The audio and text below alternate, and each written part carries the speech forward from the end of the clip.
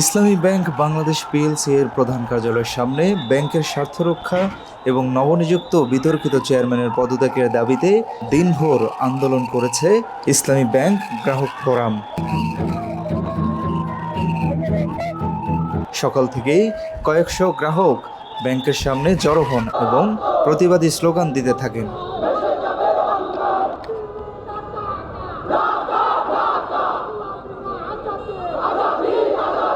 এক পর্যায়ে আন্দোলনরত গ্রাহকদের উপর পুলিশ চড়াও হন।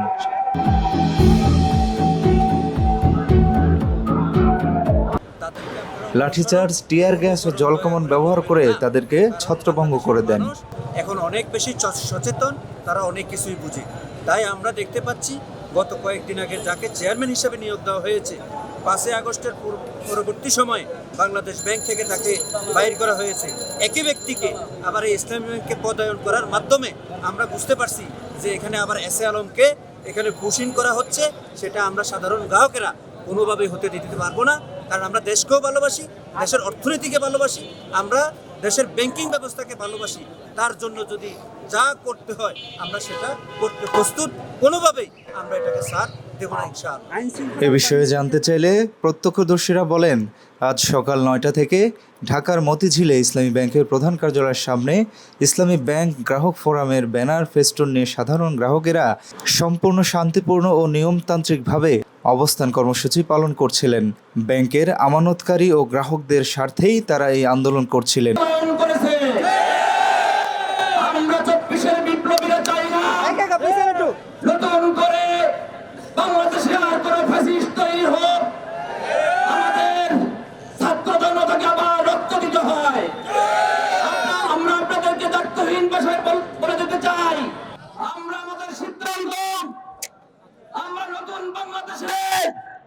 আর কোন ফ্যাসিস্ট চাই না। আমরা আবার রাজপথ দখল করব, আমাদের বুকের তাজা রক্ত আবার আমরা ঢেলে দিব। আমরা ইসলামী ব্যাংকে আর কোন ফ্যাসিস্টের হাতে তুলে দেব না। ফ্যাসিস্টের দোসর খোরশেদ আলম ইসলামী ব্যাংকে প্রবেশ করতে পারবে না।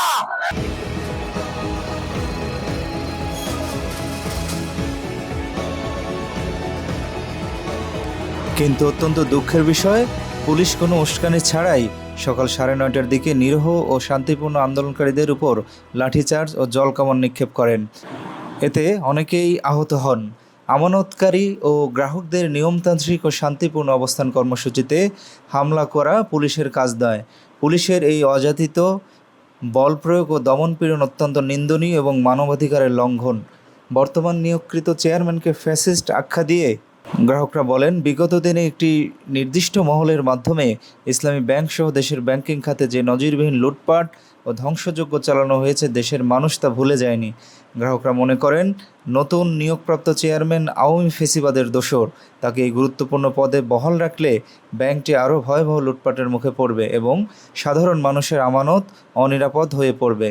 নিজের কষ্টের জমানো টাকার নিরাপত্তা চাওয়া এবং ব্যাংকের সুরক্ষায় সোচ্চার হওয়া প্রতিটি নাগরিকের সাংবিধানিক অধিকার।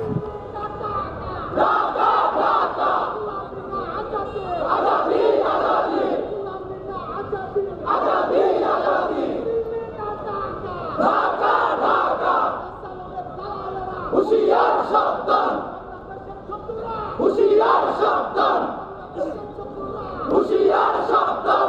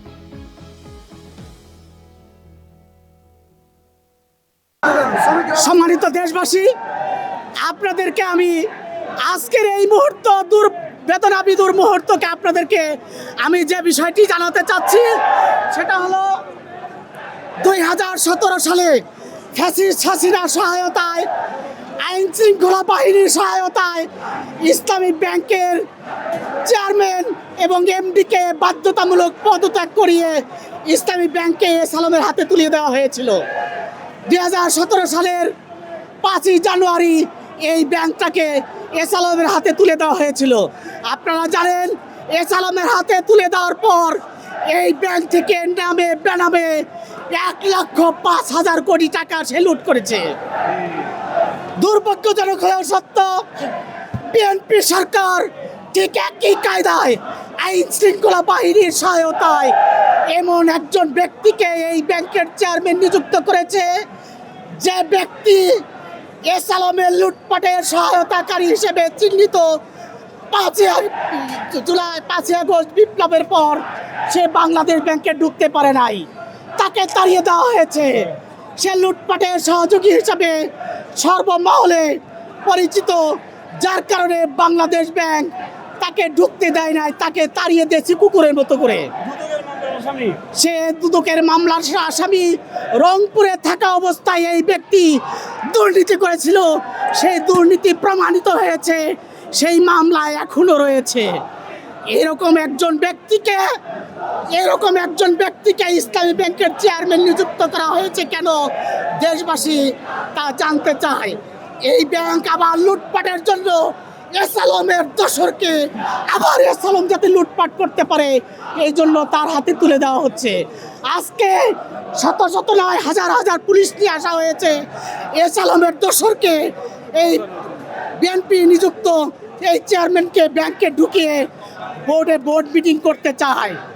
আমরা স্পষ্ট ভাষায় বলতে চাই, আমরা এই ব্যাংকের কর্মকর্তা, কর্মচারী, গ্রাহক ঐক্যবদ্ধভাবে আমরা যে কথা বলতে চাই, আমরা এস আলমের কোনো দোসরকে এই ব্যাংকে ঢুকতে দেব না। যে এই ব্যাংকে লুটপাট করে বিদেশি নাগরিকত্বকে ক্যান্সেল করে বিদেশে পাড়ি জমিয়েছে, আবার কালো টাকা ছড়িয়ে তারা আবার এই ব্যাংকে দখল করতে চায়। সবচেয়ে বড় ব্যাপার হলো, এই ব্যক্তি আমাদের কাছে ডকুমেন্ট রয়েছে, ঢাকা 17 আসনের নির্বাচনের পরিচালক ছিল। তারেক জিয়া তার ঋণ পরিশোধ করার জন্য যদি তাকে কোনো পোস্টে দিতেই হয়, ইসলামী ব্যাংকে কেন? আপনি সরকারের অনেক পোস্ট আছে, সেখানে দেন। আপনি কেন তাকে ইসলামী ব্যাংকে দিচ্ছেন, যে 1,05,000 কোটি টাকা লুটপাটের সহায়তাকারী সেই ব্যক্তিকে আবার কেন ইসলামী ব্যাংকের চেয়ারম্যান হিসেবে আপনি নিযুক্ত করছেন? দেশবাসী